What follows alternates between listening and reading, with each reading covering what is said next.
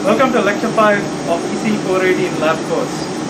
In this lecture, we will continue from where we left off, where we actually patterned the diffusion windows for the source and drain for the MOSFET, and actually carried out diffusion process to diffuse phosphorus ions into these regions. In this lecture, we will pattern the remaining regions of the MOSFET, where we actually create windows for the gate, and then using a mask 2, and then grow the gate oxide using the same repeat of the dry oxidation process which we learned in lecture 1, followed by a mask 3, which creates essentially the contact windows for the aluminum, and mask 4 followed by mask 4, where we actually prior to which we actually thermally evaporate aluminum to create these contacts, and finally use mask 4 to isolate the devices that have been metallized to fabricate our MOSFET. Let's go on.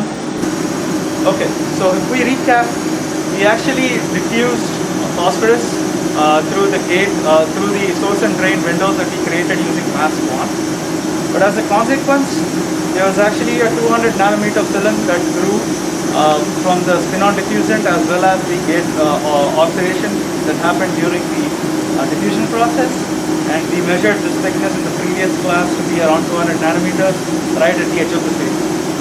To measure the resistivity caused due to the diffusion process for the N-type dopant, we can use the edge of the wafer again to using 4-point probe to measure this, because this region was exposed to the spin-on dopant. But since there is a existing 200 nanometers oxide that is already on the edge of the wafer, we cannot access this part of the wafer until later in this lecture, where we etch to the bare silicon before creating the gate oxide metal. So let's hold off this measuring this inline metric until that, and proceed with photolithography for the mask 2, where we actually create gate oxide windows. Now that we have spun the photoresist onto our wafer for the second mask step, we can go ahead and align the pattern that's already on the existing wafer to mask 2, which is gate oxide window. Since this mask 2 is a dark field mask, it can be hard to see the substrate features from underneath the few places where the second mask is exposed. So a good way to align the dark field mask is to start looking at the corners and align it from there. We'll use the alignment marks, which are E's that we showed in the previous lecture for aligning in this procedure.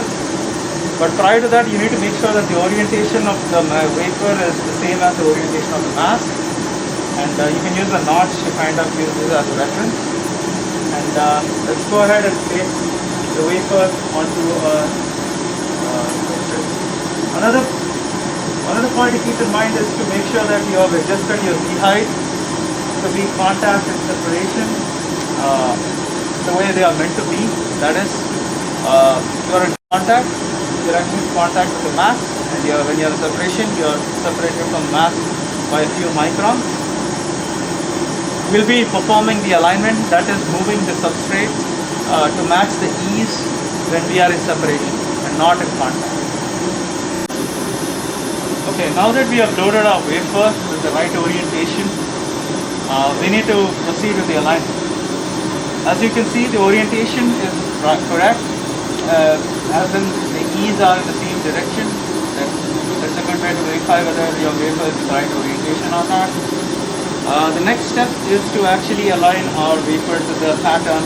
There is a mask over here, and very faint pattern that you see on the substrate also. As you can see, there are two types of errors right now on the mask versus the substrate. One is the translational error, where there is an X and Y separation between these two E's, and there is also a rotational error which becomes more apparent when you traverse across the mask. And as you can see, that the substrate is rotationally misaligned as well with respect to the mask. So we'll have to correct for these two errors before proceeding with the alignment. We go about this in two steps. One is called macro alignment and the other is called micro alignment. In the macro alignment step, we're going to essentially align the substrate with the mask as best as we can and match the ease.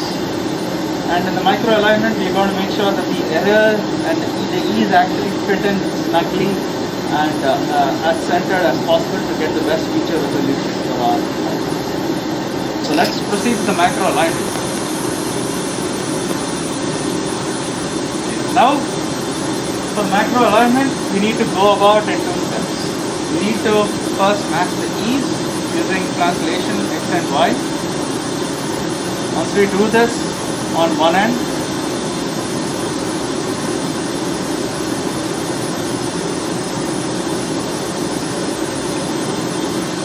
when we traverse to the other direction, we actually see that it's also rotationally misaligned, and that's why you see the ease when it's matched on the left side of the mask to the substrate, it's actually way off when you go to the right end of the mask. So we need to correct for this error in rotation. So we need to rotate it so that the features are separated by a distance of x by 2. So what do you mean by x by 2? So if this E and this E are separated by a distance x, so pick a spot on the E, say the top of the E over here versus the top of the E over here. If this separation is x, we need to turn the rotation knob so that this distance is shrunk by x by 2. As a result of turning the rotation knob, you will also see a translational error manifest, but don't worry about that. Once we rotate it to a distance of x by 2, we can correct the translational error. We need to repeat this again as many times as we can to get the best alignment for between the substrate and the mask. As you can see, we'll be rotating until it's roughly x by 2, and then we'll translate back. Then we go to the other end of the mask to see if there's any rotational misalignment. Seems like there is very little, so our macro alignment is done. Now we need to do something called micro alignment. That is to make sure that the shaded regions in the E actually are in the center for the substrate and the mask. So you can see that there is a slight misalignment between the substrate and the mask at the right edge. So we'll follow the same procedure, but we need to keep a closer eye. So we need to make sure that the distance between this feature on the E and this feature of the E, that is x, is rotated by x by 2, which is kind of hard to see, but it takes a little practice. X by 2, and then translate it so that it's centered. And verify by going to the other end of the mask to see if this is the case. If this is not the case, repeat the same procedure again a little bit. But for our case, it seems like our mask is almost pretty much centered. So we need to center our ease as best as we can to avoid any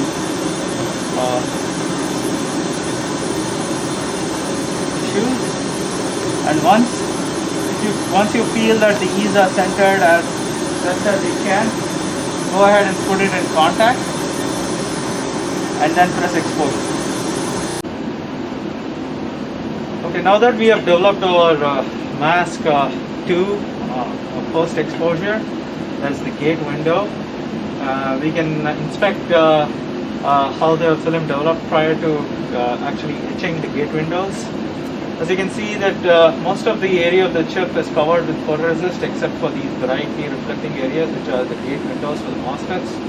This is where we will be etching the field oxide plus the P glass that we spin, that is around 700 nanometers thick of total oxide down to the silicon using buffered oxide etch, and followed by a gate oxide growth using dry oxidation. Okay, now we can etch our gate oxide window that we have patterned using SA-E30 photoresist. Keep in mind to calculate the exact etch rate before you actually carry on your etch. If you remember from previous lecture, we calibrated it to be around 120 nanometers per minute. So from our epsometry measurements, we have a total oxide thickness of 500, that is from the field oxide, plus an additional 200 nanometers from the P-glass that we need to etch. So a total of 700 nanometers. This works out to be around 5 minutes 50 seconds. But to make sure that the etch completes everywhere, let's go ahead and etch it for 6 minutes. Now that it's been 6 minutes, we can go ahead and wash our wafer with DI water to remove any copper dioxide edge on our wafer.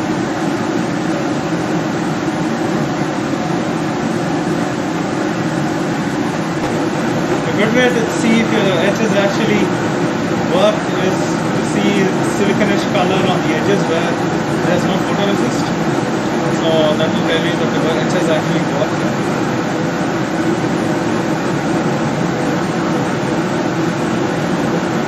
Once you are done washing it with DI water, you can strip off the photoresist using acetone, followed by your IPA and DI water. Okay, once we have finished etching our film, it's important to inspect the quality of the etch. As you can see, it's slightly over etched because there are rounding of features right at the edges. So this etch time might have been slightly longer than expected, and this could cause loss in feature resolution, especially if you have like rectangular corners. But it isn't too much of a problem for our devices, but it could be a problem if you are patterning really small feature sizes. So keep that in mind when you're actually performing wet etching on the film, that the feature resolution is very imperative on your etch time and your feature, how much area your features are exposed to. Now that we have finished etching with Aftermask 2, we can actually go ahead and perform another inline measurement where we measure the doping of the P-type diffusion step that we have actually accomplished. We can do that again using the same 4-point probe, but this time instead of measuring the center of the wafer, we'll be measuring right at the edges of the wafer which have not been exposed, which have been exposed to the edge. So they actually etch down to the silicon where the phosphorus dopant has diffused and doped the silicon. So a good way to compare to see how the doping looks like is to apply the same current that we applied for the P-type silicon before, that is around 100 microns. And while we saw something close to 4.5 millivolts voltage drop using 4-point probe, for the phosphorus dopant regions, we see there's almost 15 times increase in the voltage drop for the same current. Okay, now we can proceed with the next step where we actually grow the gate oxide in the gate windows that we etched the previous step. We can use Cube B again where we perform dry oxidation. Since we want to grow somewhere around 70 nanometers, we can use the same recipe that we used in lecture 1 to perform dry oxidation for the same MOS capacitor flow. Okay, now that we have grown our dry oxide, we can measure what is the thickness that we've actually grown. So we use a time of around 19 minutes 30 seconds, which is the actual time that we measured. We were able to grow around 66 nanometers of an oxide, which is pretty close to 70 nanometers that we were targeting for. So a good way to measure this oxide that we grew with the pattern wafer is to just measure it on the edges like before, as we did for the field oxide.